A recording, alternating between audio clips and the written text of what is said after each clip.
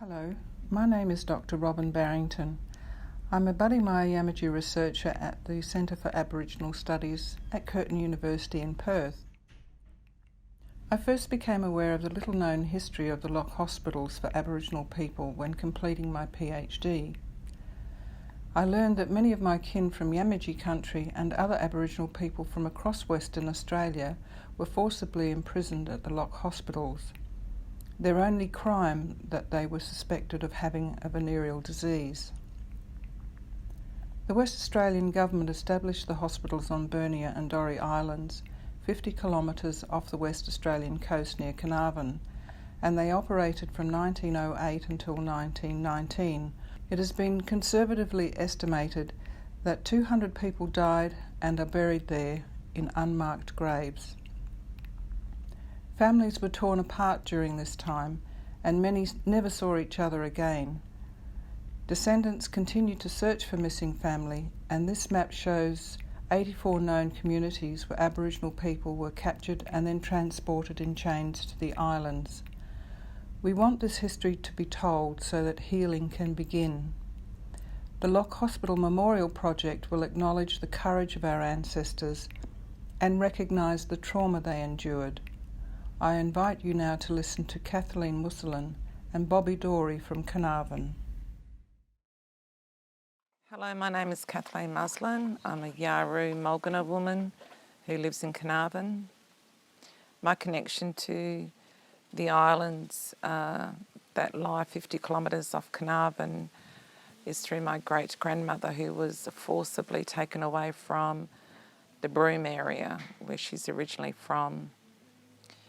She was taken to the islands like so many other Aboriginal people from all over the state under the guise of having venereal diseases and other STIs, where evidence has proven that a lot of them didn't have that at all.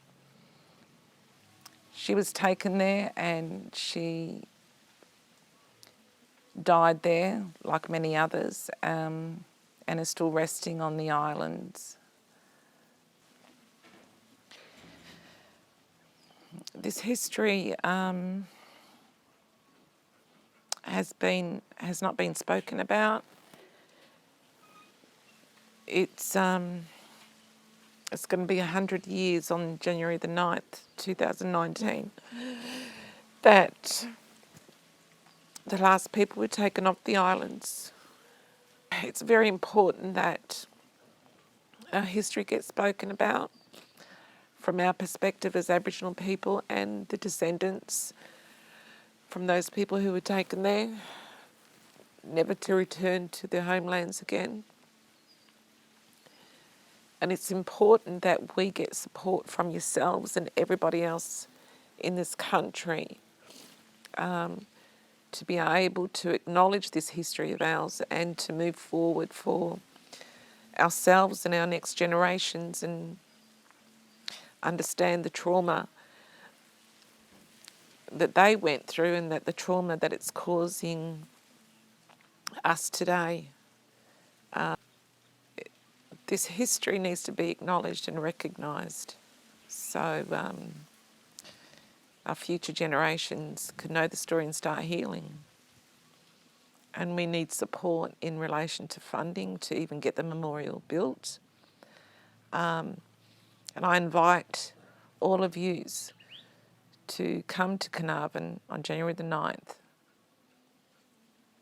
2019, to come and commemorate and remember all those that went through this history. I want to thank you all for listening to me today. I hope that we do get your support in relation to just learning this history, sharing this history, and also support in funding if we can.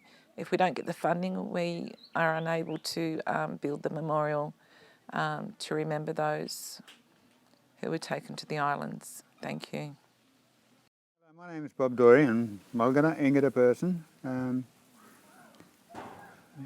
My story is, well, it's quite as long as on Kathleen's lines, yeah, but we didn't have any first-hand information. Like she she has, but being close to the coast and inland as well, there's bound to be some of our people over there. Well, there will be some of our people still there as well. What we're doing is trying to, run the story and get acknowledgement of what happened to our people. And if we can get a lot of people involved, and which we have, we've got a good team. So you get the whole story out. So there's a lot of people that don't know the story. It's been sort of hidden for that many years. And if we get funding, which we need to have a memorial and that, then people can read the story. As I said, there's a lot of people who don't know the story, and then they can read the story, and what we need is people to acknowledge what happened. And it's only then that I think we can start coming together. There's a lot of trauma, and we still feel it, and it will teach